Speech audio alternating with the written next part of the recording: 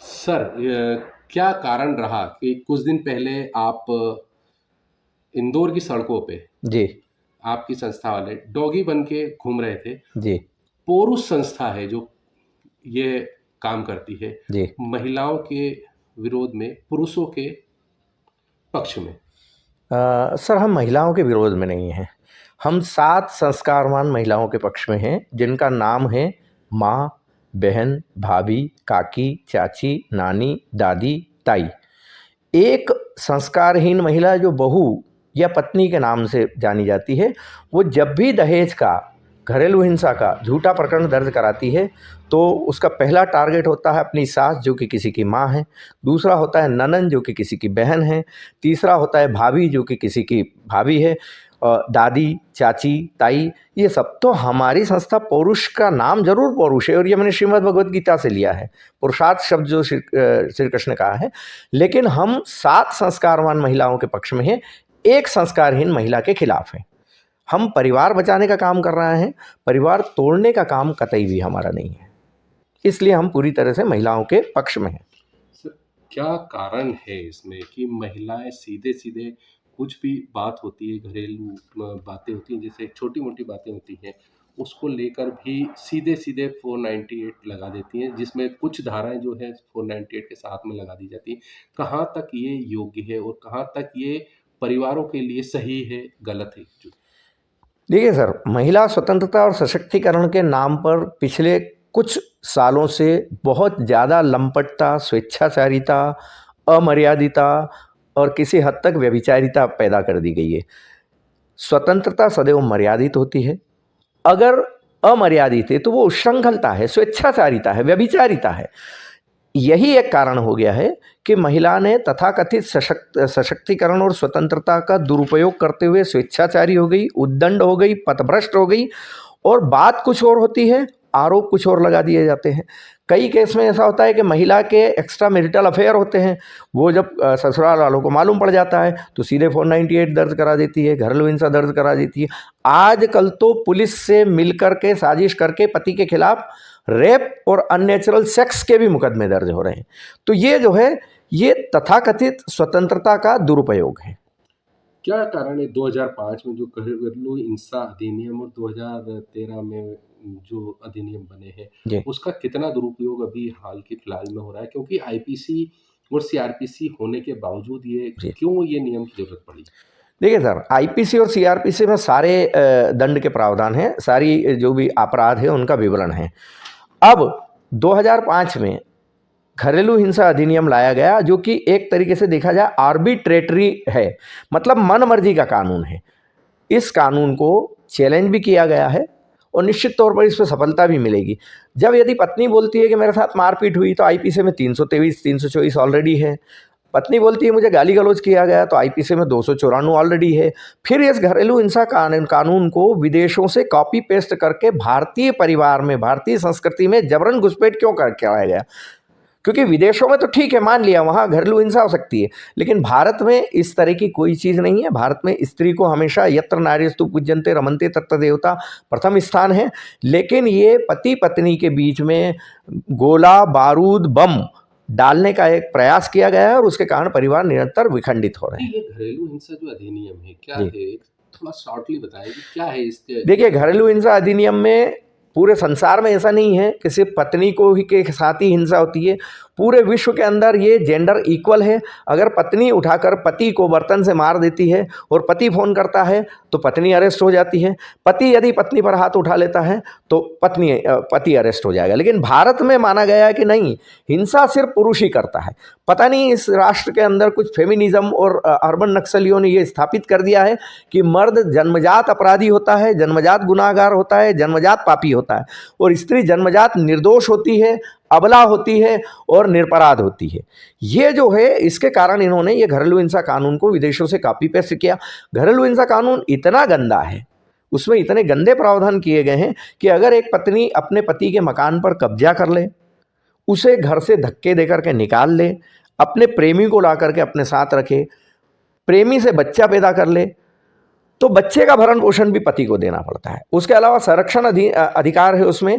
अगर पत्नी माननीय न्यायालय को ये लिख के दे दे कि मेरा पति आता है, मुझे डिस्टर्बेंस होता है, मुझे धोंस देता है, ये करता है, तो न्यायालय उसको आदेश देगा कि तू 3 से लेकर 5 किलोमीटर में मत जाना जहाँ तेरी पत्नी रह रही है, 3 से लेकर 5 किलोमीटर में मत जाना जहाँ तेरी पत्नी नौकरी करती है। ये कानून है या मजाक है?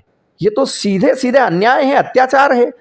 1952 में पूरे राष्ट्र के अंदर तलाक का एकमात्र मुकदमा था। आज तथाकथित रूप से महिला सशक्तिकरण और स्वतंत्रता के चलते 65 कानून महिलाओं के पक्ष में बना दिए गए हैं। आज की तारीख में पति पत्नी के विवाद के 3.5 करोड़ पूरे देश भर में मुकदमे लंबित हैं। तो आप बताइए इसमें महिला सशक्त हुई है या निर्बल हुई है? दूसरी बात, ये जो लीगल टेररिज्म है, सुप्रीम कोर्ट ने 498 घरेलू हिंसा को लीगल टेररिज्म, कानूनी आतंकवाद की संज्ञा दी है। इन महिला कानूनों के दुरुपयोग के चलते प्रतिवर्ष 1,58,000 पुरुष आत्महत्या कर रहे हैं, जो कि कथित महिला प्रताड़ना पीड़ा से 5.5 गुना ज़्यादा है। महिलाएं 26-27 हज़ार प्रतिवर्ष आत्महत्या कर रही है और पुरुष 1,58,000 कर रहे हैं। ये मैं नहीं बोल रहा हूँ, एनसीआरबी का सरकारी आंकड़ा बोल रहा है। तो ये महिला कानून जो है पूरी तरीके से एक तरीके से लीगल टेररिज्म हो चुका है, कानूनी आतंकवाद हो चुका है, विमन टेररिज्म हो चुका है, महिला आतंकवाद बन चुका है। अगर हम देखिए, कोर्ट में ये पाया गया है कि 95% cases of 498 are false, fake and fabricated. ये तो माना गया है, ये कोर्ट ने भी स्वयं माना गया है।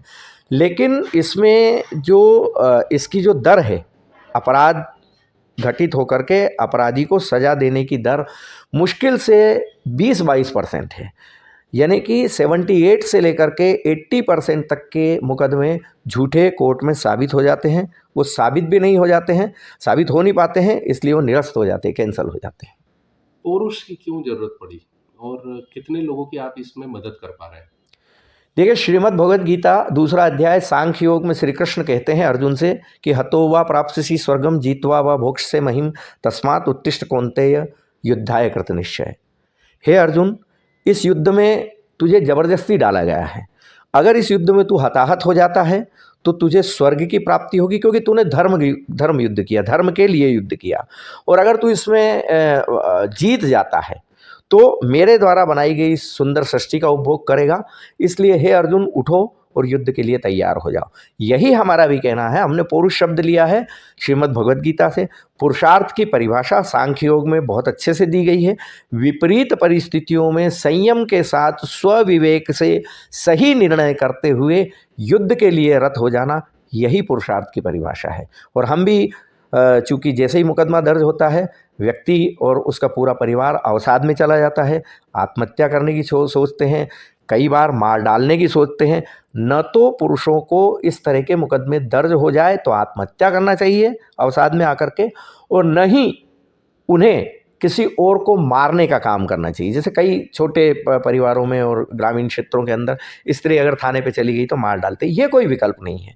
आपके लिए युद्ध है, आप युद्ध लड़िए, न्यायालय आपको न्याय देगा और निश्चित तौर पर सफलता मिलेगी। पुरुषों के लिए कितने नियम हैं शॉर्टली, और महिलाओं के लिए कितने नियम हैं? पुरुषों के लिए एक भी कानून और एक भी हेल्पलाइन सेंटर नहीं है आज तक भारत में। हम बार बार प्रार्थना कर रहे हैं कि पुरुष की प्रताड़ना पीड़ा को अगर आपको जानना है तो एटलीस्ट एक हेल्पलाइन नंबर तो चालू कर दिया जाए, लेकिन आज तक चालू नहीं किया गया।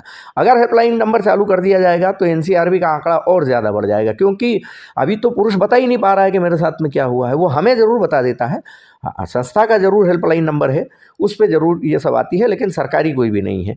महिलाओं के लिए 65 कानून है।